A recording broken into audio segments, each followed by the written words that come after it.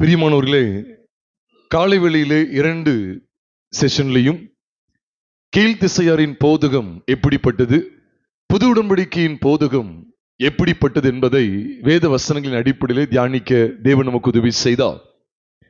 கீழ்த்திசையாரின் போதகம் எவ்வளவாய் புது உடன்படிக்கையின் சபையின் போதகத்துக்கு எதிரடையாக விகற்பமாக இருக்கிறது என்பதையும் நம் சத்தியத்தின் மூலமாய் அறிந்து கொள்ள ஆண்டவர் உதவி செய்தார். இந்த 3வது செஷன்லையும் கீழ்த்திசையாரின் போதகத்தை குறித்த சில வாக்கியங்களை உங்களோடு கூட நான் பகிர்ந்து கொள்ள இருக்கிறேன். அதுக்கு ஆதாரமாக வாசிக்க கேட்கலாம். ஆதியாகமத்தின் புஸ்தகம், ஆதியாகமம் 29வது அதிகாரம் 1ஆம் வசனத்தை ஒரு வாசிக்க கேட்கலாம். யாக்கோபு பிரயாணம் பண்ணி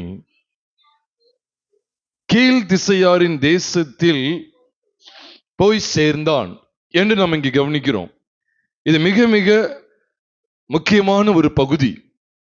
ஏனென்றால் யாக்கோபு பிரயாணம் பண்ணி என்று சொல்லும்போது ரட்சிக்கப்படுகிறவர்களை அனுதினமும் சபையிலே கர்த்தர் சபையிலே சேர்த்து கொண்டு வந்தார் என்று சொல்லி அப்போஸ்தலர் நடபடிகள் 2வது அதிகாரம் 47வது வசனத்தில் வாசிக்கிறது போல, கர்த்தர் தமது ஜனத்தை பாருங்க, ஜனங்களை ரட்சித்து தம்முடைய பிள்ளைகளாய் மாற்றி அவருடைய சபையை கட்டி எழுப்ப வாஞ்சிக்கிறார். நம்ம இதுக்கு முந்தின அதிகாரத்தில் ஆதியாகமம் 28வது அதிகாரம் நம்ம எல்லாருக்கும் அதிகமாய் பரிச்சயப்பட்ட ஒரு பகுதி தான். அதிகமான வார்த்தைகளை நாம் கேட்டிருக்கிறோம். சமீபத்தில் கூட யாக்கோபு கண்ட ஏணி அப்படிங்கிற கோணத்தில் கூட கர்த்தருடைய வார்த்தைகளை தியானித்தோம். நம்ம எல்லாருக்கும் தெரியும், அங்க ஈசாக்கும் ரெபேக்காலும் யாக்கோபை ரெபேக்காளுடைய சகோதரன் வீட்டுக்கு, லாபான் வீட்டுக்கு அனுப்பி வைக்கிறதை நாம் பார்க்க முடிகிறது. அப்படி வழிநடத்தப்பட்டு வரும்போது சூரியன் அஸ்தமிக்கிறது. அதை தொடர்ந்து யாக்கோபு ஒரு கற்களில் ஒன்றை எடுத்து அது தலையில வைத்து அவன் என்ன செய்கிறான், தலை அதன் மேல் வைத்து அவன் நித்திரை செய்கிறான். சொப்பனத்தில் ஒரு ஏணியை காண்கிறான். அந்த ஏணியை குறித்த விஷயங்கள் எல்லாம் நாம் தியானித்திருக்கிறோம். தேவனுக்கும் மனுஷருக்கும் மத்தியஸ்தர் ஒருவரே, அந்த மத்தியஸ்தர் கர்த்தராகிய இயேசு கிறிஸ்து. தேவன் ஒருவரே, தேவனுக்கும் மனுஷருக்கும் மத்தியஸ்தரும் ஒருவரே. எல்லாரையும் மீட்கும் பொருளாக தம்மை ஒப்பு கொடுத்த மனுஷனாகிய கிறிஸ்து இயேசு அவரே. இதற்கான சாட்சி ஏற்ற காலங்களில் விளங்கி வருகிறது என்று நாம் 1 தீமோத்தேயு 2வது அதிகாரம் 5 மற்றும் 6 ஆகிய வசனங்களை வாசிக்கிறது போல, அங்கே யாக்கோபு கண்ட சொப்பனத்திலையும் மேலே தேவனும் கீழே மனுஷனும், அதுக்கு நடுவிலே தேவன் மனுஷனிடத்திற்கு கடந்து வருகிறதாயினும் மனுஷன் தேவனிடத்திற்கு கடந்து வருகிறதாயினும் அந்த ஏணியின் மூலமே முடியும் என்பதை, தேவதூதர்கள் ஏறுகிறதையும் இறங்குறதையும் அந்த ஏணியை கண்ட காட்சியிலே யாக்கோபு கண்டதை நாம் பார்க்கிறோம். நித்திரை தெளிந்து விழித்த பின்பு இது எவ்வளவு பயங்கரமாய் இருக்கிறது என்ற இடத்தை குறித்து ஆச்சரியப்பட்டதோடு மட்டுமல்ல, அது மெய்யாகவே தேவன் இந்த ஸ்தலத்தில் இருக்கிறார், இது தேவனுடைய வீடு அல்லாமல் வேறல்ல, இது வானத்தின் வாசல் என்று அங்கே அவ்விடத்திற்கு பெத்தேல் என்று பெயர் வைக்கிறார். பெத்தேல் என்றால் தேவனுடைய வீடு, தேவனுடைய வீடு. அது சபையை காண்பிக்கிறது. சபையை குறித்த வெளிப்பாடு பெற்று அதனை தொடர்ந்து சபை பெற்றிருக்க வேண்டிய அபிஷேகத்து குறித்த வெளிப்பாட்டையும் இந்த யாக்கோபு பெற்று அதை தொடர்ந்து பயணம் பண்ணும்போது அவனுக்கு முன்பாக கீழ்த்திசையாரின் போதகம் காண்பிக்கப்படுகிறது. எங்கே நமக்கு ஒரு போராட்டம் வருகிறது, உலகத்தோடு உலகமாய் இருக்கும்போது நம்ம அதிக போராட்டத்தை சந்திச்சிருக்க மாட்டோம். போய் பேசவா வேண்டாமா அப்படி யோசிக்க மாட்டோம். உலகத்தாரோடு உலகத்தார நம்ம இருந்த நாட்கள்ல, பாவிகளா இருந்த நாட்கள்ல நாம் நீதிமான்களாய் மாற்றப்படுவதற்கு முன்பாக நாமும் என்ன செய்து வந்தோம், இந்த உலகத்தை இன்பமாய் அனுபவித்து வந்தோம். போராட்டம் இல்லை. ஆனால் இங்கே யாக்கோபு தேவனுடைய வாசஸ்தலத்தை குறித்த வெளிப்பாட்டை பெற்று கொண்டார். அந்த இடத்துல தேவ சத்தத்தை கேட்ட, தேவனை தரிசித்த அந்த இடத்தை பெத்தேல் என்று பெயர் வைக்கிறார். அப்ப நமக்கு தெரியணும், தேவனுடைய சபை அப்படின்னு சொன்னா தேவ சத்தம் கேட்கப்பட வேண்டும். தேவ சபை, ஒரு தேவனுடைய உண்மையான சபை அவருடைய சத்தத்தை பெற்றிருக்கும். எந்த இடத்துல தேவ சத்தம் இல்லையோ அங்கே அது தேவனுடைய சபை அல்ல. அதுக்குதான் இங்க பார்க்கிறோம், மெய்யாகவே தேவன் இந்த ஸ்தலத்தில் இருக்கிற, நான் அறியாது இருந்தேன், இது தேவனுடைய வீடு இல்லாமல் வேறல்ல, இது வானத்தின் வாசல் என்று பெயர் வைக்கிறார். அப்போ எது தேவனுடைய சபை? தேவ சத்தம் கேட்கிறது, தேவனை தரிசிக்கக்கூடிய பாக்கியம் கிடைக்கிறது, தேவன் மனுஷனோடு இடைபடுகிறார், மனுஷன் தேவனோடு இடைபடுகிறான். இதுதான் உண்மையாவே சபை கூடி வருதல். அவ சபையை குறித்த வெளிப்பாடு மட்டுமல்ல, அவன் அந்த ஒரு கல்லை எடுத்து அதை தூணாக நிறுத்தி அதற்கு அது எண்ணெய் வார்த்து அவர் அபிஷேகம் பண்ணுகிற காரியத்தையும் பார்க்கும்போது சபையை குறித்த வெளிப்பாடும் சபை பெற்றிருக்க வேண்டிய அபிஷேகத்தை குறித்த வெளிப்பாட்டையும் பெற்று அவர் பயணம் பண்ணும் போதுதான் இவ எந்த ஜனத்தை சந்திக்கக்கூடிய சூழல் இருக்கு? கீழ் திசையாரை சந்திக்கக்கூடிய, கீழ் திசையாருடைய நடவடிக்கைகள், கீழ் திசையாருடைய பழக்க வழக்கங்கள், கீழ் திசையாருடைய நடைமுறை வாழ்க்கையை இந்த யாக்கோபு கவனிக்க வேண்டிய ஒரு சூழலை தேவன் ஏற்படுத்துகிறார். ஆம், இதே போலதான் கர்த்தர் என்ன செய்கிறார் தெரியுமா? ரட்சிக்கப்பட்ட ஜனத்துக்கு என்ன ஆலோசனை கொடுக்கார் தெரியுமா? மாறுபாடான சந்ததிக்கு உங்களை விலைக்கு காத்துக் கொள்ளுங்கள்னு சொல்லி சொல்றார். அப்படிதானே சொல்றார்? நம்ம எல்லாருக்கும் தெரியும். அப்போஸ்தலர் நடவடிக்கைகள் 2வது அதிகாரத்திலே ஜனங்கள் எல்லாரும் இருதயத்தில் குத்தப்பட்டவர்கள் என்ன செய்யணும்னு சொல்லும் போது அப்பதான் சொல்றாங்க, பாவ மன்னிப்பு கண்டு ஞானஸ்நானம் பெற வேண்டிய அவசியத்தை காண்பித்து கொடுத்துட்டு மாறுபாடான சந்ததிக்கு நீங்க விலகி ஜீவிக்க வேண்டும் என்று சொல்லுகிறார்கள். நீங்க விலகி இருக்க வேண்டும். அப்ப இங்கேயும் பாருங்க, சபையை குறித்த வெளிப்பாடு கிடைத்து அந்த சபையின் மேன்மையை அனுபவிக்கிற இந்த மனுஷன் தன்னுடைய பிரயாணத்திலே, அப்ப நம்ம கவனிக்கணும், இங்க யாக்கோபு என்று சொல்லப்படுகிற மனுஷன் கர்த்தருடைய சபையை குறிக்கிறான். உண்மையா இல்லையா? சபை கர்த்தருடைய சபைக்கு அடையாளம். நாமும் கூட பார்த்து வருகிறோமே, ஏசாயா 2வது அதிகாரம் 6ஆம் வசனத்துல, 5ஆம் வசனத்துல, யாக்கோபின் வம்சத்தாரே கர்த்தரின் வெளிச்சத்தில் நடப்போம் வாருங்கள். அப்ப இங்க யாக்கோபு நடந்து வருகிறான். அதான் பிரயாணம் பண்ணி அவன் நடந்து வருகிறான். அவன் சந்திக்கக்கூடிய கூட்டத்தார் யார் அப்படின்னா கீழ் திசையார். இதைத்தான் நம்ம யாராய் பார்க்கிறோம் அப்படின்னா, அதாவது ஆரான் ஊரார். யார் இவங்க? ஆரான் ஊரார். ஆரான் ஊரில் இருக்கிற ஜனங்கள் அவர்கள் கீழ் திசையார் என்று நாம் இங்கே கவனிக்கிறோம். இந்த இடத்துலதான் ஆபிரகாம் இருக்கக்கூடாதுன்னு சொல்லி ஆண்டவர் வேறு பிரித்தார் ஒரு காலகட்டத்தில். நம்ம எல்லாருக்கும் தெரியும், ஆதியாகமத்தின் புஸ்தகம் 12வது அதிகாரத்தில் அடிப்படையில் பார்க்கிறோம். ஆபிரகாம் ஆரானை விட்டு புறப்பட்ட போது 75 வயது உள்ளவனாய் இருந்தான் என்று சொல்லும் போது ஆண்டவர் ஆபிரகாமை அழைத்தார்.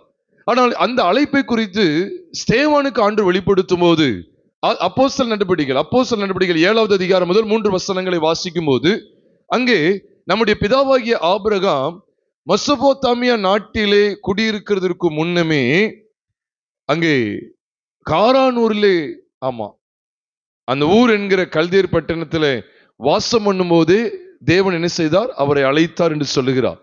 அப்ப ஆரான் ஊர் என்று சொல்லப்படுற காரானூர் போட்டிருக்கேன். அந்த ஆரான் ஊருக்கு வர்றதுக்கு முன்னாலேயே அவர் ஊர்ல இருக்கும் போது தேவ சத்தத்தை கேட்டாரா கேட்கலையா? கேட்டார். சேவானுக்கு வெளிப்படுத்தப்பட்ட அந்த காரியங்களை பார்க்கும்போது ஆதியாகமம் 12வது அதிகாரத்தில் சொல்லப்பட்டது ஆபிரகாமுடைய 2வது அழைப்பு தான் குறிக்கி. ஏன்னா முதல்ல ஊர் என்கிற கல்தேருடைய பட்டணத்தில் ஆபிரகாம் இருக்கும்போது அதுதான் அவனுடைய ஜென்ம தேசம், ஜென்ம பூமி. அதுல இருக்கும்போது தேவ சத்தத்தை கேட்டு அவன் புறப்பட்டு வந்தவன் ஆரான்லயே தங்கிட்டாங்க. அப்ப ஆரான்ல தங்கினவங்க மீண்டும் தேவ அழைப்பை பெற்று ஆரான்ல இருந்து கானான் தேசத்துக்கு அவன் பிரயாணப்பட்டான் என்று சொல்லி ஆதியாகமத்தின் புஸ்தகம் 12வது அதிகாரத்திலே தெளிவாக பார்க்கிறோம். அப்போ ஆரான் ஊர்ல இருந்தும் ஆண்டவர் ஆபிரகாமை வேறு பிரித்தார். இந்த சத்தியங்களை நாம் கட்டாயமாக அறிந்திருக்கணும். ஆரான் ஊர்ல என்ன ஒரு முறைமை இருந்துச்சு அப்படின்னு சொன்னா, இவன் இந்த கீழ் திசையார் தேசத்துக்குள்ள நுழைஞ்ச உடனேயே அவன் கண்ட காட்சி அவனுக்கு ஒரு பெரிய விகற்பத்தை உண்டாக்கி விட்டது. ஏனென்றால் அதையும் கூட நம்ம தொடர்ந்து பார்க்க போகிறோம். ஆடுகளை குறித்த விஷயம் எப்பவுமே தேவனுடைய வாசஸ்தலத்தை தொடர்ந்து ஆடுகள் கவனிக்கப்படுகிற காரியத்தை நம்ம என்ன செய்யணும்? அறியணுமா வேண்டாமா? அறியணும். ஏன்னா 28வது அதிகாரம், ஆதியாகமம் 28வது அதிகாரத்துல தேவனுடைய வாசஸ்தலத்தை குறித்த அறிவை பார்க்கிறோம். 29வது அதிகாரத்துல யாக்கோபுடைய பயணத்துல முதலாவது தேவனுடைய வாசஸ்தலத்தை குறித்த வெளிப்பாடு, 2வது யாக்கோபுடைய பிரயாணத்துல மந்தைகள் போஷிக்கப்படுகிறதை குறித்த வெளிப்பாடு. அதுதான் ஒரு உன்னிப்பா பார்க்கும்படி ஆண்டவர் வைக்கிறார். ஏன்னா அவருக்கு தெரியும் சபையை குறித்த தேவனுடைய வாசஸ்தலத்தை குறித்த அறிவு பெற்றிருக்கிறவர்கள் அடுத்த கட்ட என்ன செய்யணும்? சரியான மேய்ச்சலை கண்டறியணும். அதான் இயேசு சொன்னார், ரட்சிக்கப்படுதல தான் நம்ம தேவனுடைய சபை ஆகிறோம்னு சொல்லி அர்த்தம். அப்படிதானே? நம்ம என்னைக்கு ரட்சிக்கப்படுறோமோ அப்பதான் அவருடைய வாசஸ்தலம், அவர் தங்குகிற வாசஸ்தலமாய் மாறுகிறோம். அதனால இயேசுவானவர் சொன்னார், நானே வாசல், என் வழியை உட்பிரவேசிக்கிறவன் அவன் என்ன செய்வானா? என் வழியை உட்பிரவேசித்தால் அவன் ரட்சிக்கப்படுவான். அதோடு விட்டுட்டாரா? ரட்சிக்கப்படுதல், நான் தேவனுடைய வாசஸ்தலமாய் மாறிவிட்டேன், அவர் விரும்பத்தக்க ஸ்தலமாய் மாறிவிட்டேன், என்னை அவர் ரட்சித்து விட்டார், நான் இப்பொழுது அவருடைய சபையாகி விட்டேன், அவருடைய ஆலயமாகி விட்டேன் அப்படின்னு சொல்லி அதோடு விட்டுட்டாரா? இல்ல, அவன் உள்ளும் புறமும் சென்று மேய்ச்சலை கண்டடைவான் என்று சொல்லி யோவான் சுவிசேஷம் 10வது அதிகாரம் 9ஆம் வசனத்திலே சொல்றார், நானே வாசல், ஒருவன் என் வழியை உட்பிரவேசித்தால் அவன் ரட்சிக்கப்படுவான், அவன் உள்ளும் புறம்பும் சென்று எதை கண்டடைவான்? அப்ப ரட்சிக்கப்பட்ட அனுபவத்தை தொடர்ந்து கர்த்தருடைய பிள்ளைகளுக்கு இருக்கக்கூடியது என்ன? மேய்ச்சலை கண்டடைகிற அனுபவம். அதுதான் நம்ம கவனிக்கிறோம்.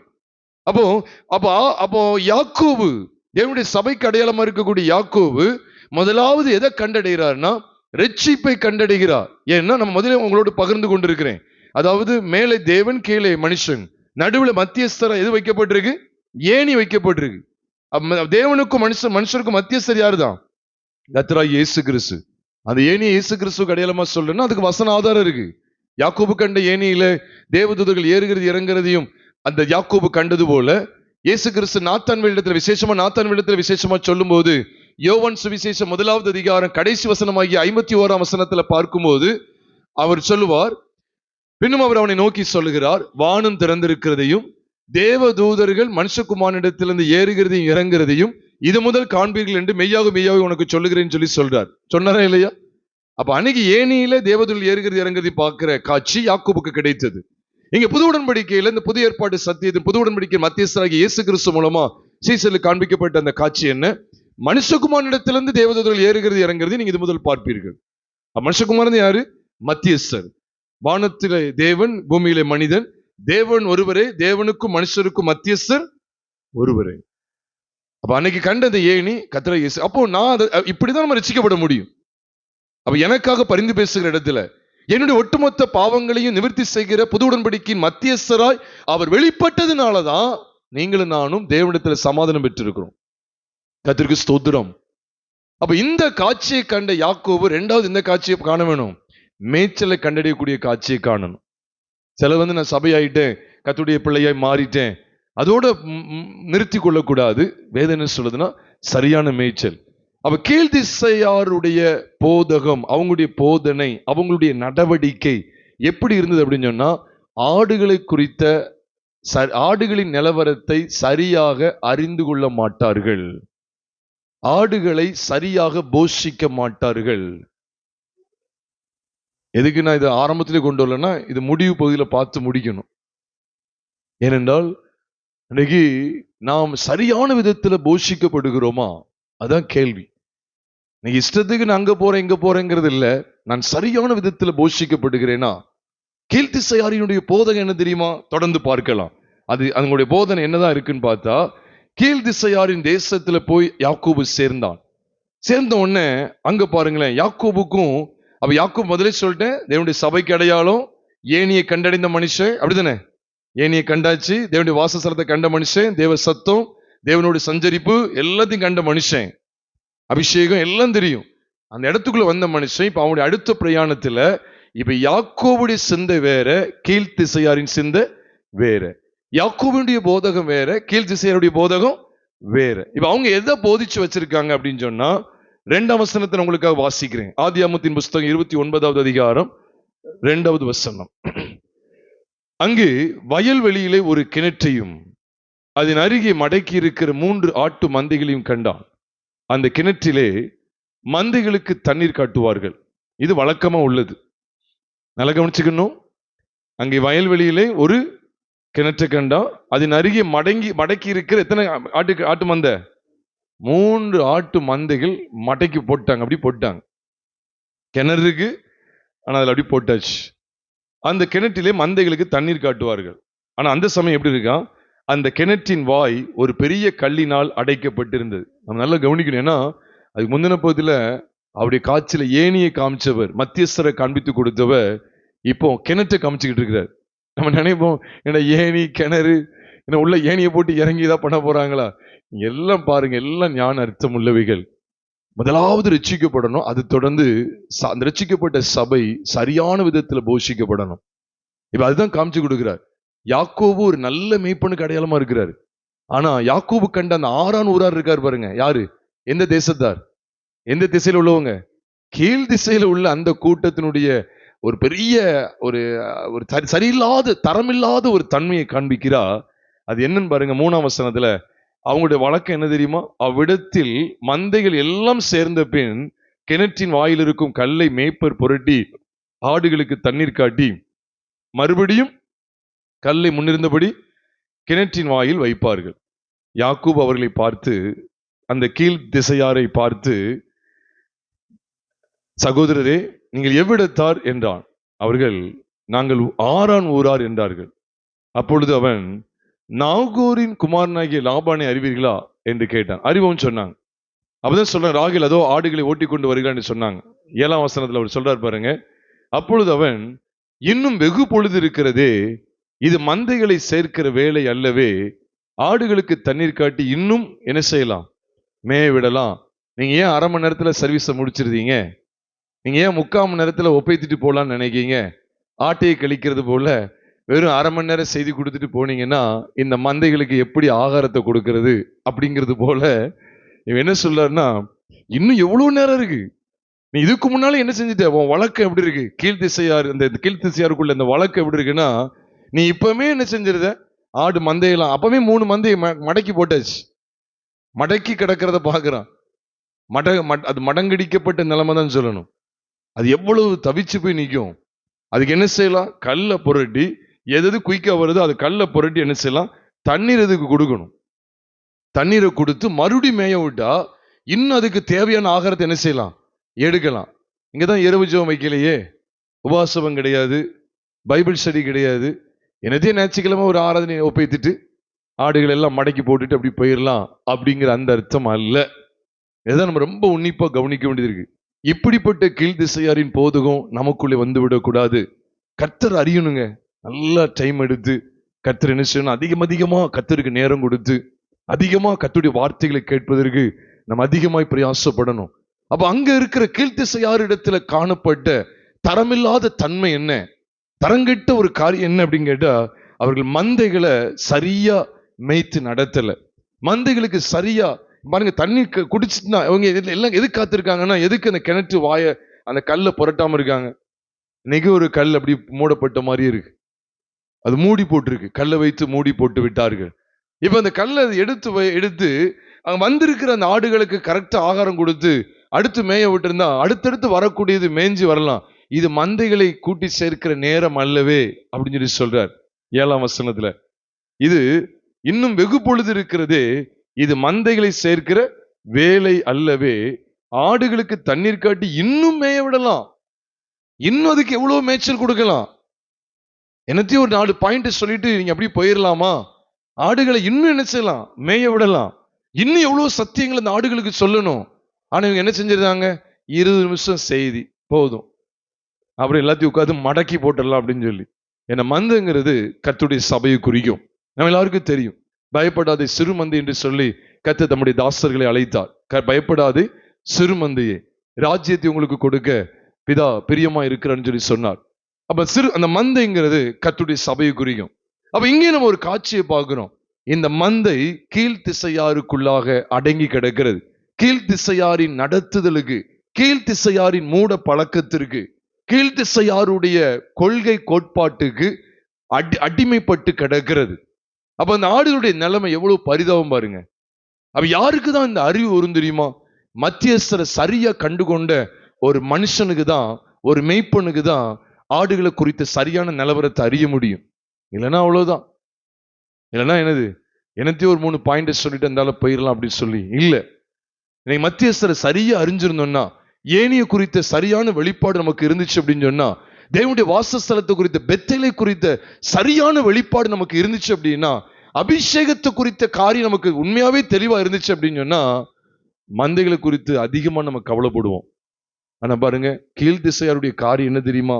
மந்தையை குறித்து கவலை இல்லாதவர்கள், தங்களுடைய ஆடுகளுடைய நிலைமையை சரியாக அறியாதவர்கள். நீதிமொழிகளை சொல்வார், உன் ஆடுகளின் நிலைமையை நன்றாய் அறிந்து கொள் அப்படின்னு சொல்லுவார். அது சொல்லிட்டு அப்புறம் கூட சொல்லுவார் நினைக்கிறேன், வெள்ளாட்டுப்பால் உன் ஆகாரத்துக்கும் வீட்டாரின் ஆகாரத்துக்கும் வேலைக்காரிகளின் பிழைப்புக்கும் போதுமானபடி இருக்கும் அப்படின்னு சொல்லி அவர் சொல்லுவார்.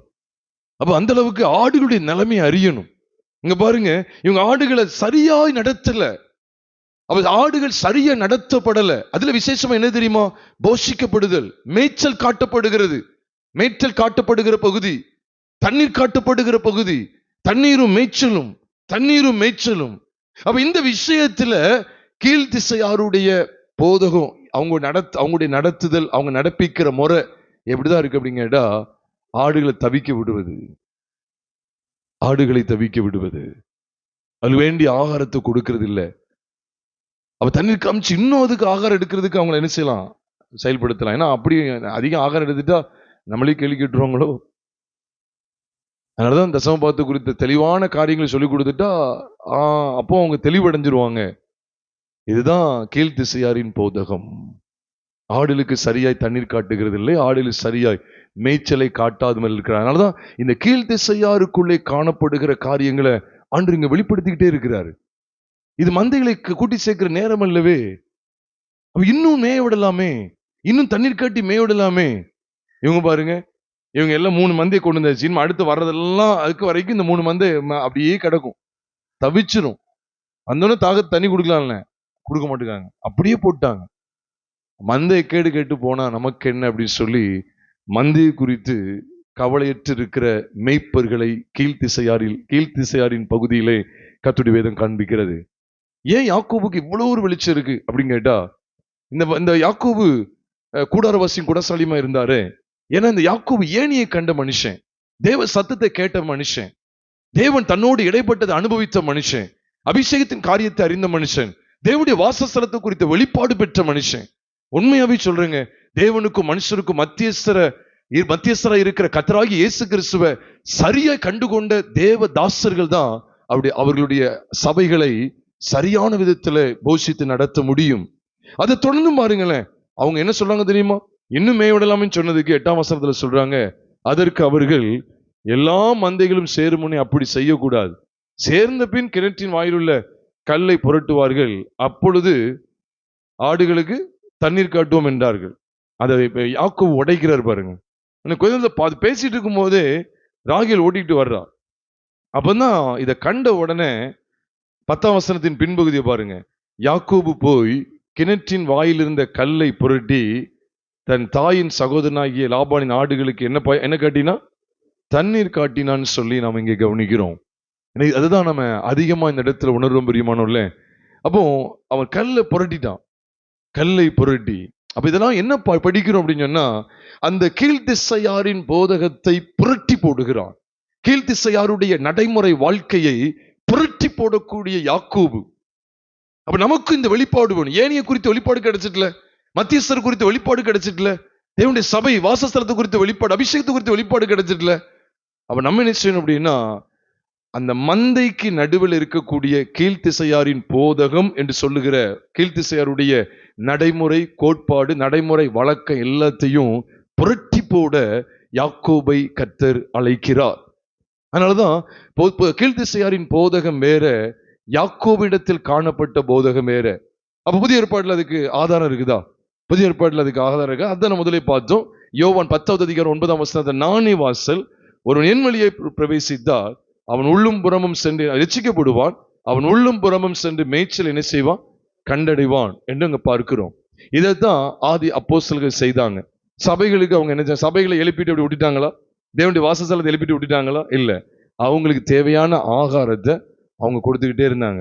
ஒரு இடத்துல பேதுரு சொல்வார் பாருங்க, ஏதோ இந்த குறிப்பிட்ட இந்த நிருபத்தோட நான் நிப்பாட்ட மாட்டேன், நான் போனதுக்கு பிறகு கூட நீங்க அதுல நிக்கிறதுக்கு காரியங்கள் எல்லாம் நான் செய்துட்டு தான் போவேன்னு சொல்லி அவர் பேசுகிறத நாம் வேதத்துல பார்க்க முடியும். 2 பேதுரு 1வது அதிகாரத்துல அவர் சொல்லுகிறார்.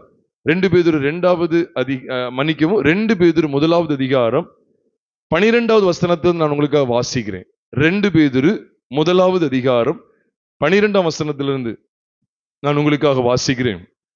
இது நிமித்தம் இவைகளை நீங்கள் அறிந்தும், நீங்கள் இப்பொழுது அறிந்திருக்கிற சமயத்தில் அறிந்திருக்கிற சத்தியத்தில் உறுதிப்பட்டிருந்தும் உங்களுக்கு இவைகளை எப்பொழுதும் நினைப்பூட்ட நான் அசதியாகிறேன். எப்பொழுதும் நினைப்பூட்ட பாத்துக்கங்க. எப்பொழுதுன்னு என்ன அர்த்தம்? ஏதோ குறிப்பிட்ட இடத்துல அப்படி மந்தையை விட்டுட்டு போயிட மாட்டார். எப்பொழுதும் நினைப்பூட்ட நான் அசதியாகிறேன். நம்முடைய கர்த்தராகிய இயேசு கிறிஸ்து எனக்கு அறிவித்தபடி நான் என் கூடாரத்தை விட்டு போவது சீக்கிரத்தில் நேரிடும் என்று அறிந்து. ஏன்னா இன்னும் எவ்வளவு நாள் இருக்கத்துல நமக்கு சீக்கிரத்தில் நடந்துரும். நான் இந்த கூடாரத்தை விட்டு போயிருவேன், போக இருக்கிறேன்னு சொல்லி அறிந்து, இந்த கூடாரத்தில் நான் இருக்கும் அளவும் உங்களை நினைப்பூட்டி எழுப்பி விடுவது நியாயம் என்று எண்ணுகிறேன். அதான் முதலில் சொல்லிட்டார், எப்பொழுதும் நினைப்பூட்ட. இங்கேயும் சொல்றார், நான் இருக்கும் அளவு உங்களை நினைப்பூட்டி. எந்த அளவுக்கு பாருங்க, எனி டைம் தேவ வார்த்தை சொல்லி சபையை ஸ்திரப்படுத்த, எப்பொழுது அதை போஷிப்புகளை நடத்தி நடத்தி நடத்தி சிறப்படுத்தப்பட்டவர்களை தேறின இடத்துக்கு கொண்டு வருவதற்கு என் அப்போஸ்தலன் தன்னை ஒப்பு கொடுத்திருந்தார். இதான் புது உடன்படிக்கையினுடைய போதகம். ஆடுகளுக்கு எந்நேரமும் 24 hours மேய்ச்சல். நைட்டு 2 மணிக்கு கேட்டாலும் என்னது, இந்த போதிக்கக்கூடிய இடத்துல நம்ம இருந்தே ஆகணும்.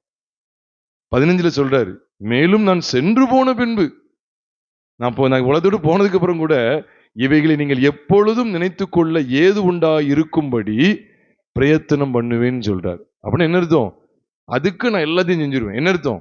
நீங்க இது எல்லாவற்றிலும் மறுபடியும் நான் இருக்கும்போது உங்களை போஷிப்பேன். நான் போனதுக்கு பிறகு கூட என்னது, நீங்க போஷிக்கப்படுறதுக்கு ஏமாற்றம் வரவே வராது. உங்களுடைய போஷிப்பின் விஷயத்துல ஒரு ஏமாற்றம் வராது. தடுமாற்றம் இருக்காது, ஏமாற்றம் இருக்காது. எல்லாத்தையும் நான் முன்கூட்டியே ரெடி பண்ணிட்டு போயிருந்தேன். எல்லாம் சொல்லுவாங்க பாத்தீங்களா, தம்பி அப்பா வெளியூர் போறேன் அல்லது அம்மா வெளியூர் போறேன், நீ ஸ்கூலுக்கு போயிட்டு இல்லை காலேஜ் போயிட்டு வந்து சாப்பிட்டு நைட்டுக்கும் சேர்த்து பண்ணிட்டு போயிருக்கேன். நீங்க சாப்பிட்டு நைட்டுக்கு இருக்கு. அது மட்டும் இல்லை, நான் எக்ஸ்ட்ரா தான் பொங்கியிருக்கேன். காலையில கூட நான் வர்றதுக்கு காலையில தாண்டிடும், மதியம் நெருக்கி வந்துடும். காலையிலேக்கு கஞ்சி வர்ற வரைக்கும் கஞ்சும் இருக்கும். அதுக்கும் தக்கன்னு நினைச்சேன் சேர்த்து பொங்கி வச்சிருக்கேன், நீ அதையும் சேர்த்து எடுத்துக்க, நான் வர்ற வரைக்கும் அதையும் செஞ்சு வச்சிருக்கேன் அப்படி கூட சில சொல்லிட்டு போவாங்க. அப்ப அதே போலதான் இங்க தெரியுது, நான் இருக்கிற வரைக்கும் உங்களை போஷி நடத்துரு, நான் போனதுக்கு பிறகு கூட நீங்க இவைகளை நிலைத்திருக்கிறதுக்கான காரியங்களை நான் செய்துட்டு தான் போவேன்னு சொல்லி சொல்றாரு. இதுதான் புது உடன்படிக்கையின் போதகம். பழைய உடன்படிக்கை பாருங்க, டக்கு டக்குன்னு சடங்காச்சாரமா காரியங்களை முடிப்பாங்க, போய்கிட்டே இருப்பாங்க. அதனாலதான் அது பிரயாணமா வந்த மன்னிக்கவும் தற்செயலாய் வந்த அங்க ஆசாரியனும் லேவியனும் குத்துவராய் விடப்பட்டு கிடந்த மனுஷனை கண்டும் காணாம அப்படி விட்டுட்டு போறாங்க. ஏன்னா அவங்களுக்கு ஆகாரம் கொடுக்க முடியல, ஆகாரம் கொடுக்கறதுக்கு அவங்களுக்கு ரெடியா இல்லை, அவங்க மனுஷனுடைய காயங்களை கட்டுறதுக்கு அவங்க ஆயத்தமா இல்லை. ஏன்னா அவங்க ஒரு விதமான ஒரு கல் அங்க உள்ள கிடக்கு. கல் என்னது உள்ள கிடக்கு, அந்த கல்லை புரட்டினாதான் காரியம் நடக்கும். இங்கேயும் கூட உண்மையில பிரியமானவர்களே, இன்னைக்கு நம்முடைய வாழ்க்கையில, கிறிஸ்தவ வாழ்க்கையில நம்ம சரியான மேய்ச்சலை கண்டடையக்கூடாதபடிக்கு, நம்மளை சரியா எப்பொழுதும் நம்மளை போஷிக்காதபடிக்கு ஒரு கல் இருந்துகிட்டே கிடக்கு. இப்ப கல்லை இப்ப எடுத்து போட்டத விஷயம் இருக்கு. லாசருவுக்கு தேவன் எழுப்பிடுவாரு, ஆனா கல்லை புரட்டுகிறவன் யார், அதான் கேள்வி.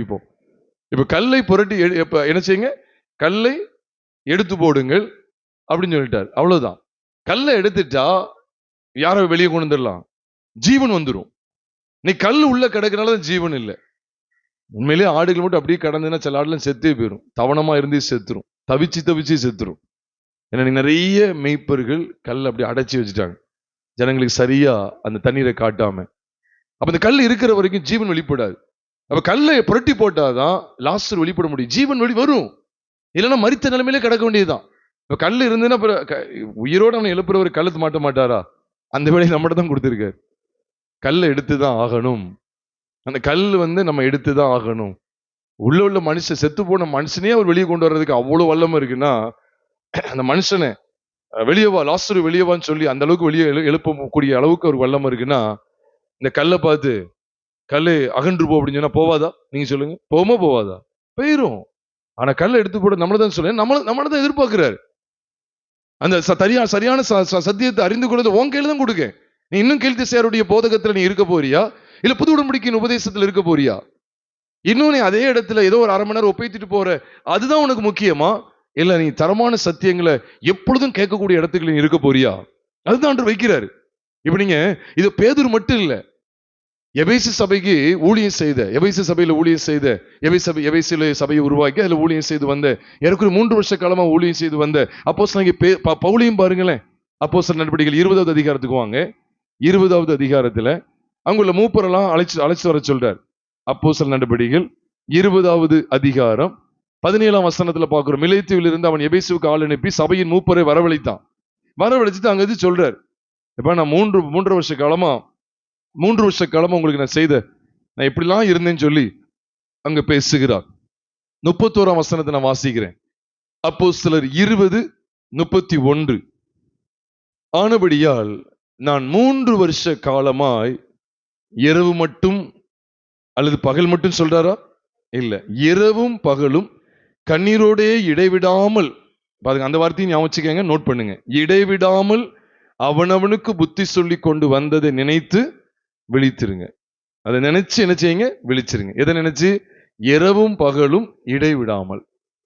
இதுக்கு என்ன சொல்ல போறீங்க? 24x7 சொல்றதை தவிர வேற ஒன்னும் சொல்ல முடியாது போல. கண்ணீரோடு சொல்றார். இரவும் பகலும் இடைவிடாமல் ஏதாவது வேலை செஞ்சா கூட, தூங்கிட்டு இருக்கும்போது கூட டக்குன்னு எடுத்து இந்த வசனம் அப்படி இருக்கு, இதை கேளுங்க, இந்த வசனங்கள் நினைச்சிருக்கணும். படுத்து கிடக்கும்போது கூட சிலர் பேசுவாங்க தெரியுமா, 2-3 பேர் சேர்ந்து படுத்து கிடக்கும்போது கூட அப்படியே படுத்தாப்படியே பேசிக்கிட்டு இருப்பாங்க. ஆமா, இந்த காரியம் இப்படி இருக்கு அப்படி இருக்குன்னு பேசுவாங்க. அப்போ இடைவிடாமல் சொல்லி கொடுக்கிறாரு. ஏன் சொல்லி கொடுக்கிறாரு? அதுக்கு முந்தின வசனம் 30ஆம் வசனத்தை பார்க்கணும். ஏன் ஆனபடியான்னு சொல்றாருன்னா, நான் 29:30, நான் போன பின்பு மந்தையை தப்ப விடாத கொடிதான ஓநாய்கள் உங்களுக்குள்ளே வரும், உங்களிலும் சிலர் எழும்பி சீசர்களை தங்களிடத்தில் இழுத்துக் கொள்ளும்படி மாறுபாடானவைகளை போதிப்பார்கள் என்று அறிந்திருக்கிறேன். அப்ப உங்களுக்கு புரியுதா? மாறுபாடானவைகளை, சத்தமா சொல்லுங்க, மாறுபாடானவைகளை போதிப்பார்கள். போதகம், இந்த போதகத்தை குறித்த விஷயத்துலதான் இவர் இப்ப வெளிப்பாயிட்டார். அதனாலதான் சொல்றார், நான் இரவும் பகலும் சொன்னதை, நான் இடைவிடாமல் உங்களுக்கு ஆகாரம் கொடுத்ததை, இடைவிடாமல் நான் உங்களை போஷித்ததை, இரவும் பகலும் உங்களை போஷித்ததை நீங்க நினைச்சுக்கங்கன்னு சொல்ற. அதான் உண்மையான அர்த்தம். இரவும் பகலும் உங்களை போஷித்தல, இடைவிடாமல் போஷித்தல, ஒரு குறிப்பிட்ட நேரத்தில் போஷிச்சுட்டு அந்த அப்படி அம்போன்னு உங்களை விடல இல்ல. அப்ப ஆடுகளுடைய நிலைமையை நான் அறிந்து இரவும் பகலும் உங்களுக்கு சொன்னேனே, அதை நினைச்சுக்கங்க அப்படின்னு சொல்றாரு. அப்ப புது உடன்படிக்கையுடைய போதகம், கீழ் திசையுடைய போதகத்தை பார்க்கும்போது அதெல்லாம் ஒப்பேத்திர கூட்டமா இருக்கு. என்னத்தையும் ஆட்டையை கழிக்கணும், என்னத்தையும் என்ன செய்யணும், ஊழியக்காரங்க போட்டாங்க, மாச சம்பளத்துக்கு என்ன செய்யணும், ஒரு 1/2 மணி நேரம் 1 மணி நேரம் நடத்திட்டு அந்தால ஓடிடணும். இதெல்லாம் கூலிக்காரன் நினைச்சுவானா, ஓனாய் வருகிறதை கண்டு மந்தையை விட்டு என்ன செஞ்சிருந்தான், ஓடி போய்கிறதான். ஏன்னா யாரை பிடிக்க, எஸ்சிகே பிடிக்கவா இல்ல டிஎஸ்எஃப் பிடிக்கவான்னு சொல்லி மந்தையை விட்டே ஓடி போயிருந்தான். ஆனால் அப்படிப்பட்டவர்களுக்கு ஐயோ. அதனாலதான் சைபத்துல கூட சொல்லிட்டு இருந்தேன், இது காணொலியில போகுது, பரவாயில்ல, ரொம்ப அதிக சந்தோஷம். இப்போ உள்ள ஊழியக்காரர்கள் நான் எஸ்சிகே பிடிக்கவா டிஎஸ்எஃப் பிடிக்கவான்னு சொல்லி அவங்க காலை பிடிக்க இவங்க காலை பிடிக்கவாங்கிற அந்த மேய்ப்பர்களா தம்முடைய மந்தைய நித்திய ஜீவனுக்கு நேரம் நடத்த போறாங்க? வாய்ப்பே கிடையாது, வாய்ப்பே கிடையாது. பதவிக்கும் பணத்துக்கும் பொருளுக்கும் தங்களை விற்று போட்ட மேய்ப்பர்களா ஜனங்களை, மந்தையை அவருடைய வருகைக்கு ஆயத்தப்படுத்த போகிறார்கள்? இல்லை. அதனாலதான் தேவ பிள்ளைகள் ஜாக்கிரதையா இருந்து நாம் போஷிக்கப்படுற அனுபவத்தை 24 மணி நேரம் தேவன் காண்பிக்கிறார். நாம் போஷிக்கப்பட்டு கொண்டே வைக்கிறார். அதனாலதான் சொல்ல இரவும் பகலும், ஏன்னா மாறுபாடான ஒரு போதனை வந்துடும். அதுக்கு தான் சொல்ற, ஆனபடியினால் இரவும் பகலும் 3 வருஷ காலமா நான் இரவும் பகலும் இடைவிடாமல் உங்களுக்கு சொல்லி கொண்டு வந்ததை. அப்ப என்ன சொல்ல வர்றாரு? அந்த போதனை உள்ள வரக்கூடாதுன்னா இந்த போதனை உள்ள இருக்கட்டும் சொல்றாரு. அப்ப இவர் சொல்றதெல்லாம் புது உடன்படிக்கையின் போதனை, உண்மையா இல்லையா? அப்ப அங்க அவர் காமிச்சு கொடுக்கிறது என்ன? மாறுபாடான போதனை, அது போஷிக்காது. அதுதான் கீழ்த்திசையாரின் தேசத்திலே நீங்களும் நானும் படிக்கிறோம். ஆதியாகமத்தின் புஸ்தகம் 29வது அதிகாரத்துல மந்தையை குறித்த கவனம் இல்லாமை, கவனக்குறைவு. யோசிச்சு பாருங்க, அந்த மேய்ப்பர்களுக்கு கொஞ்சமா, உண்மையிலே கொஞ்சம் கூட அவங்களுக்கு அறிவு இல்லை. ஏன்னா அந்த மேய்ப்பர்களுக்கு என்னன்னா, ஆடுகள் இன்னும் தண்ணீர் காட்டி இன்னும் மேய்ச்சலை கொடுக்கலாமே. ஆனா இவங்க செய்ய தவறினத புது உடன்படிக்கையின் சபைக்கு அடையாளமா இருக்கிற ஆபிரகாமின் சந்ததியான் என்ன செஞ்சிட்டான் சொல்லுங்க? செய்து விட்டான். யாக்கோபு எந்த சந்ததியான்? சத்தமா சொல்லுங்க. ஆபிரகாமின் சந்ததியான். ஆபிரகாம் சந்ததியான் எந்த சந்ததியான்? கிறிஸ்துவின் சந்ததியான். அப்ப தேவன் நமக்கு வெளிப்பாடு தர்றாரு. என்ன வெளிப்பாடு தர்றாரு? இப்ப இந்த கல்லை அகற்றிட்டு அவன் தண்ணீர் காட்டின விதம் எதை குறிக்க தெரியுமா? கீழ்த்திசையாரின் போதகத்தை, கீழ்த்திசையாரின் நடைமுறையை ஒட்டச்சி எரிந்து இன்னொரு உபதேசத்தை நிலைநாட்டுகிறதற்கு அடையாளம். அதனாலதான் இந்த செய்திக்கு, இந்த ஒரு நாள் வேத தியான கூடுகைக்கு கீழ்த்திசையாரின் போதகமும் புது உடன்படிக்கையின் போதகம் என்கிற தலைப்பை நாம் வைத்துக் கொண்டோம்.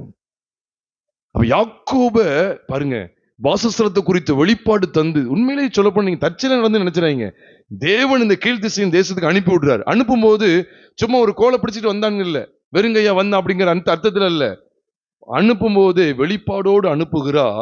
இந்த மனுஷன் போய் அங்க கீழ்த்திசையாரி ஆட்ட இருந்த அத்தனை வருடங்களா இருந்த, எத்தனை வருடங்களா பாரம்பரியமா அவங்களுக்குள்ள இருந்துச்சோ அத்தனையும் உடைச்செறிஞ்சிட்டாரு. கல்ல புரட்ட மாட்டோம்னு சொல்றாங்க, அதுக்கு சாக்கு புக்கு சொல்றாங்க, அது எல்லாம் வரணும், வந்துக்கு அப்புறம் மடக்கும் அப்படின்னு சொல்லிட்டு இருக்காங்க. பேசிட்டே இருக்கும்போது பார்க்காரு, அங்க ஆடுகள் வருது. இந்த ஆடுகளை பார்த்துன்னு இவருக்கு என்ன வந்துட்டு, உடனே கல்லை நவுட்டிட்டாரு. நவுட்டிட்டு தண்ணியை போய் எடுத்து கிணத்துல தண்ணீர் எடுத்து காமிச்சிட்டாரு. அப்ப அது வரைக்கும் இருந்த அந்த போதனை, ஒரு விதமான போதிப்பு, ஒரு விதமான நடைமுறை கோட்பாடு, இது எல்லாத்தையும் யாக்கோபு போய் அடிச்சு நொறுக்கிறார். அப்ப இந்த வெளிப்பாடை நான் பார்க்க வேண்டியது இருக்கு. யாராலதான் முடியும் அப்படின்னா, மத்தியஸ்தர் அறிகிறவனாலதான் முடியும். தேவனுடைய வாசஸ்தலத்தை பெத்தேல் என்கிற அனுபவத்துல அப்படிப்பட்ட அறிவு கொண்டு வந்தா முடியும். ஏனைய குறித்த வெளிப்பாடு இல்லாமல் கதை நடக்காது. தேவனுக்கும் மனுஷருக்கும் மத்தியஸ்தர கிறிஸ்து வெளிப்பட்டு நம்முடைய ஒட்டுமொத்த அக்கிரமங்களையும் நிவர்த்தி செய்கிற கிருபாதார பலியாய் மத்தியஸ்தரை வெளிப்பட்டாருங்கிற அந்த உணர்வு இல்லாத பட்சத்தில், அந்த வெளிப்பாடு இல்லாத பட்சத்தில் நம்மளால இந்த கீழ்த்திசையாரின் போதகத்தை உடைக்கவே முடியாது. எப்படிலாம் தெரியுது பாருங்க. இவனுக்கு உள்ள கொண்டு வந்து ஆண்டவர் இங்க உள்ள பாரம்பரியத்தையும் மூட பழக்கத்தையும் உடைச்சு போடுறார். இவன் அதெல்லாம் பார்க்கல. அதான் யாக்கோபு தெளிவா இருக்கணும். யாக்கோபு ஜனங்கள் போஷிக்கிறதுக்கு இப்ப நம்ம கூட ஒரு சில இந்த செய்தியை கேட்கறவங்க கூட ஒரு வெளியில் அங்கங்க சபையில கூட இருக்கலாம். நான் கூட ஒரு சமயத்தில் கூட சொன்னேன், முக்கியமானவங்கள சொன்னேன், நீங்க சபையை ஆவிக்குரிய ரீதியில கொண்டு போங்க அப்படின்னு சொன்னேன். அப்படி சொல்லிட்டு சொன்னேன், தண்ணி அடிக்கிற சிகரெட் பீடி சிகரெட் அடிக்கிற ஊழியக்காரங்களை உள்ள கொண்டு வராதிங்க அப்படின்னு சொன்னேன். இப்போ போன வாரம் தான் சொன்னேன், அப்படிப்பட்டவங்களை மட்டும் உள்ள கொண்டு வந்துறாங்க. ஏன்னா நீங்க சபையில ஒரு பொறுப்புல இருக்கீங்க, நீங்க அப்படிப்பட்ட ஊழியரை உள்ள கொண்டு வந்துறாங்க அப்படின்னு சொன்னேன். அப்ப நம்ம தான் பார்த்துக்கிடணும். அப்ப அப்படி ஏதாவது ஒரு வருதா கல்ல புரட்டிடணும். இல்ல அடைச்சு போடுறதுக்கு தான் வர்றாங்க. இல்ல நீ ஊழியக்காரங்க ஜனங்களுக்கு ஆகாரம் கொடுக்காதபடி அந்த ஜனங்கள் போஷிக்க கூடாதுன்னு சொல்லி என்னத்தையாவது ஒண்ண வச்சு அடைச்சிருந்தாங்க. அப்ப அந்த அடப்பை எடுக்கணும். அடப்பை எடுக்கக்கூடிய கல்லை புரட்டி போடக்கூடிய யாக்கோபுக்கள் எங்கே? அதுதான் தேவன் எதிர்பார்க்கிறார். கல்லை எடுத்து போடக்கூடிய யாக்கோபுக்கள் எங்கே? கல்லை எடுத்து போட்டு ஆடுகளுக்கு தண்ணீர் காட்டி அவைகளை மேய விடக்கூடிய, அதனுடைய மேய்ச்சலை விரும்பக்கூடிய யாக்கோபுக்கள் எங்கே? கடைசியா நான் சொல்லி முடிக்கிற காரியம் இதுதான். அந்த வசனத்துக்கு நாம் திரும்புவோம், நம்முடைய கருப்பொருள் வசனத்துக்கு திரும்புவோம். ஏசாயா 2வது அதிகாரம் 6ஆம் வசனத்துல இன்னும் ஒரு சில இடங்களை நான் முடிக்க வாஞ்சிக்கிறேன். அந்த வசனத்தை மீண்டுமாய் நாம் வாசிக்க கேட்போம். யாக்கோபின் வம்சத்தாராகிய உம்முடைய ஜனத்தை கை நெகிழ்ந்தீர். ஏன் தெரியுமா? ஏன் அவங்க நெகிழப்பட்டு போயிட்டாங்க? வேதம் சொல்லுது, அவர்கள் கீழ்த்திசையாரின் போதகத்தால் நிறைந்து பெலிஸ்தரை போல் நாள் பார்க்கிறவர்களாயிருந்து அந்நிய புத்திரர் மேல் பிரியப்படுகிறார்களே. அந்நிய புத்திரர் மேல், பெலிஸ்தரை போல் நாள் பார்க்கிறவர்கள். அது இப்போ நம்ம கற்பொருளுக்கு உள்ளடங்கல நினைக்க வேண்டாம். ஆனா கீழ்த்திசையாரின் போதகத்தால் நிறைந்து பெலிஸ்தரை போல் நாள் பார்க்கிறாங்க. இந்த பெலிஸ்தரை ஏன் இந்த கீழ்த்திசையாருடைய போதகத்தோடு சேர்த்து இணைத்து காண்பித்து கொடுக்கிறார்? இந்த பெலிஸ்தர் அப்படின்னு சொன்னாலே நமக்கு தெரியணும். இந்த பெலிஸ்தர் எல்லாருமே எந்த சந்ததியார் அப்படின்னு சொன்னா, இவங்களை குறித்து வேதத்தில் நீங்க பாத்தீங்கன்னா, அதாவது கானானுடைய சந்ததியார். கானான்னா காமுடைய சந்ததியார். அவங்க சபிக்கப்பட்டவர்கள். தெரியும் உங்களுக்கு. நீங்க ஆதியாகமத்தின் புஸ்தகம் 10வது அதிகாரம் 14ஆம் வசனத்துல பாருங்க, பெலிஸ்தருடைய சந்ததியினுடைய துவக்கமே இங்கதான் இருக்கு. ஆதியாகமத்தின் புஸ்தகம் 10வது அதிகாரம் 14வது வசனத்தை நான் உங்களுக்காக வாசிக்கிறேன். பத்ருசீமையும் பெலிஸ்தரின் சந்ததிக்கு தலைவனாகிய கஸ்லூகிமையும் கப்துரீமையும் பெற்றான் அப்படின்னு சொல்லி சொல்லப்பட்டிருக்கு.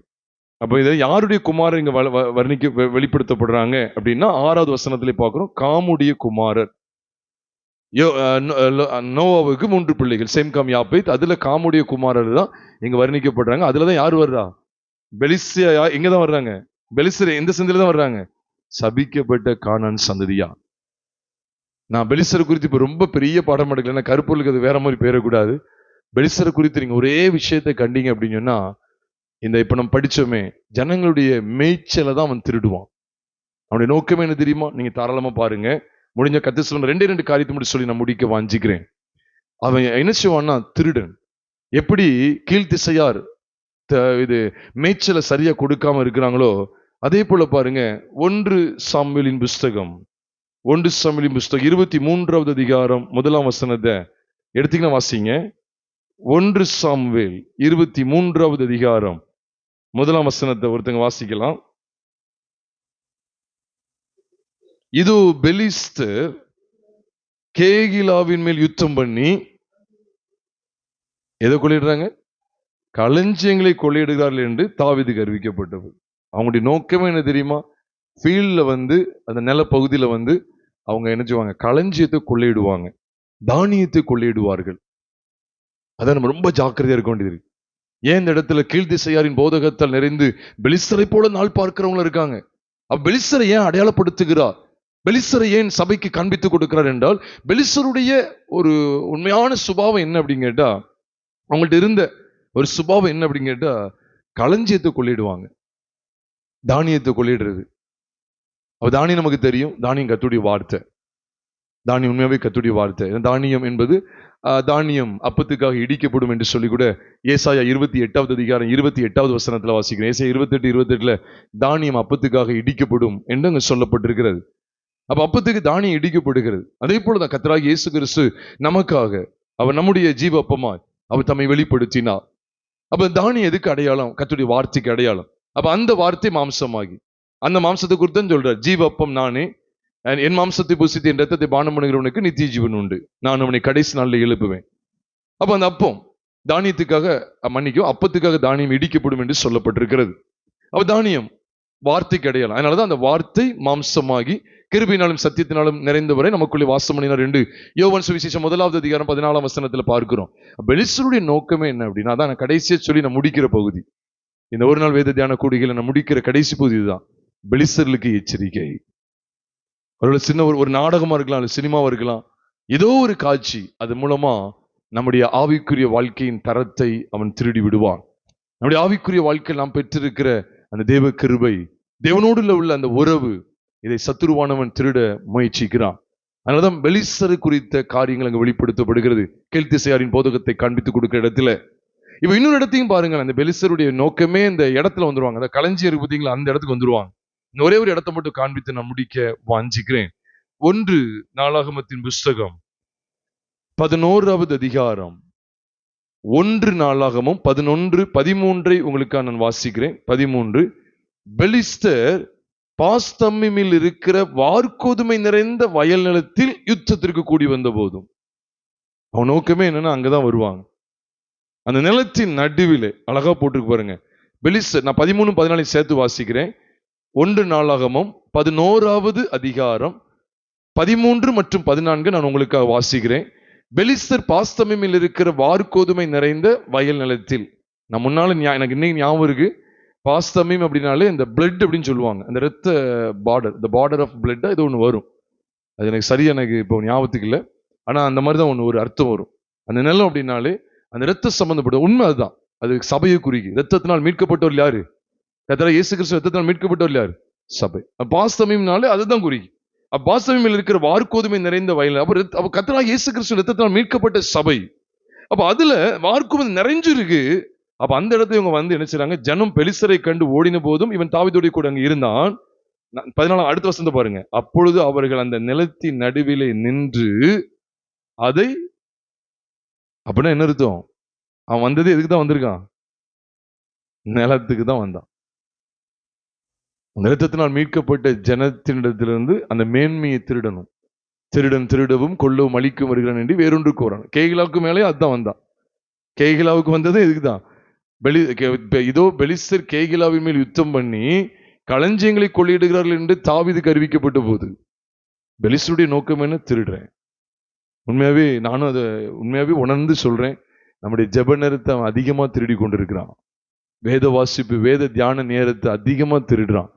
பரிசுத்தத்துக்கு எடுத்த காரியங்களை நம்ம வளர்ச்சி அடையக்கூடாதபடிக்கு எதையோ ஒன்று கொண்டு வந்து நம்முடைய பரிசுத்த வாழ்க்கையும் கொஞ்சம் கொஞ்சம் அப்பப்போ அவன் எடுத்துட்டு போயிருந்தான். ஜாக்கிரதையா இருப்போம். அதுதான் பெலிஸ்தர் குறித்த காரியமே வெளிப்படுத்தப்படுது. அப்போ கீழ்த்திசையாரின் போதகத்தால் நிறைந்த சபை அதுல இருந்து மட்டும் இல்ல, பெலிஸ்தரை போல் பெலிஸ்தருக்கு இடம் கொடாமல் ஜீவிக்கணும். கீழ்த்திசையாரின் போதகத்துக்கு இடம் கொடுக்க கூடாது, பெலிஸ்தருக்கு இடம் கொடுக்க கூடாது. அவ திருடப்படுவதற்கு. அதனாலதான் அவங்க சொல்றாங்க பாருங்க, அவங்க எதுக்கு அங்க வச்சு சண்டை போட்டாங்கன்னா, அப்பொழுது அவர்கள் அந்த நிலத்தின் நடுவில் நின்று அதை காப்பாற்றி பெலிஸ்தரை மடங்கடித்தார்கள். அதை காப்பாற்றி பெலிஸ்தரை மடங்கடித்தார்கள். பிரியமானவர்களே, இந்த நாள்லையும் கூட நம்ம தியானிக்கிற வேத வசனம் படி இன்னும் 2 நிமிஷம் இருக்கு, நம்ம ஜெபம் முடிக்க போறோம்.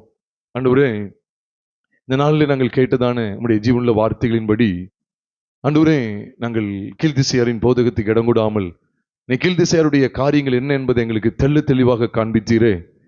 நாங்கள் ஒரு காலம் கீழ்த்திசையாரின் போதகத்துக்கு, கீழ்த்திசையாரின் நடைமுறை வாழ்க்கைக்கு, கீழ்த்திசையாரின் கோட்பாடுகளுக்கு, கீழ்த்திசையாரின் பழக்க வழக்கங்களுக்கு உட்பட்டு போய்விடாதபடி ஆண்டவரே, உம்முடைய வெளிச்சத்திலே நடக்க நாங்கள் அழைக்கப்பட்டிருக்கிறோம் என்பதை நாங்கள் உணர்கிறோம். ஆண்டவரே, அப்படி சொல்லி எல்லா தேவ சமூகத்தில் அர்ப்பணம் செய்வோமா? யாக்கோபின் வம்சத்தாரே, அவ ஆண்டு எதுக்காக கூப்பிடுறாரு தெரியுமா? கீழ்த்திசையாரின் போதகத்தால் நிறைந்திருக்கிற யாக்கோபின் வம்சத்தாரே, பெலிஸ்தரை போல நாள் பார்க்கிற யாக்கோபின் வம்சத்தாரே, கர்த்தரின் வெளிச்சத்தில் நடப்போம் வாருங்கள் என்று அழைப்பு கொடுக்கிறாரே. அந்த சிந்தையோடு கூட நாம் ஜெபித்து நாம் நிறைவு செய்வோமா? எல்லாரும் அப்படி தேவ சமூகத்துல, பரலோகத்தின் தேவனே, நீர் எங்களுக்கு தந்த இந்த வேத வசன வெளிச்சங்களுக்காய் ஸ்தோத்திரம். எங்களை முழுவதுமாய் உடைய கரத்திலே தாழ்த்தி ஒப்பு கொடுக்கிறோம். ஆண்டவரே, கேள்திசையாரின் போதகத்துக்கு நாங்கள் எவ்வளவாய் விலகி ஜீவிக்க வேண்டும். ஆண்டவரே, காலையில 2 செஷனை நாங்கள் தியானித்தோமே. கேதாரின் சந்ததி, கேத்துராளின் சந்ததி, எங்கே ஆரான் ஊரார், இதெல்லாம் நாங்க பார்க்கிறோம். ஆண்டவரே, பெலிஸ்தர்கள் எங்களுக்கு காண்பித்து கொடுக்கிறீர். நாங்கள் வெகு ஜாக்கிரதையா நடந்து கொள்ள உதவி செய்யுங்க ஆண்டவரே. யாக்கோபு பிரயாணம் பண்ணும்போது சபை குறித்த வெளிப்பாடை கண்டுகொண்டான். 2வது மேய்ச்சலை, மந்தைக்கு வேண்டிய மேய்ச்சலை குறித்த வெளிப்பாடையும் கண்டுகொள்கிறார். எவ்வளவு படிப்பினை தருகிறீர் ஆண்டவரே. வாசஸ்தலத்தை குறித்த வெளிப்பாடு, அதனை தொடர்ந்து சபையானது, மந்தையானது எவ்வளவு அதிகமாய் போஷிக்கப்பட வேண்டும் என்பதை குறித்த வெளிப்பாடு, இதெல்லாம் நாங்கள் பார்க்கும்போது ஆண்டவரே, நாங்கள் எவ்வளவாய் நாங்கள் ஜீவிக்க வேண்டும். எங்கள் ஒத்தாசை கிருபை தாங்க. வந்து இவ்வளவு நேரம் காத்திருந்த உடைய பிள்ளைகள் ஒவ்வொருவரையும் கர்த்தர் ஆசீர்வதிங்க. தொடர்ந்து உள்ள எல்லா ஊழியங்களையும் கர்த்தர் எங்களுக்கு ஆசீர்வாதமாக்கி தாங்க. எங்கள் கர்த்தராகிய இயேசு கிறிஸ்துவின் விலையேறப்பட்ட நாமத்தில் ஜெபிக்கிறோம் நல்ல பிதாவே, ஆமென். நம்முடைய கர்த்தராகிய இயேசு கிறிஸ்துவின் கிருபையும் பிதாவாகிய தேவனுடைய அன்பும் பரிசுத்தாவினுடைய ஐக்கியமும் நம் அனைவரோடும் கூட எப்போதைக்கும் இருப்பதாக. ஆமென். என் ஆத்துமாவே கர்த்தரை ஸ்தோத்திரி, என் முழுமையுடைய பரிசுத்த நாமத்தை ஸ்தோத்திரி. என் ஆத்துமாவே கர்த்தரை ஸ்தோத்திரி, அவர் செய்த சகல உபகாரங்களை மறவாதே. ஆமென்.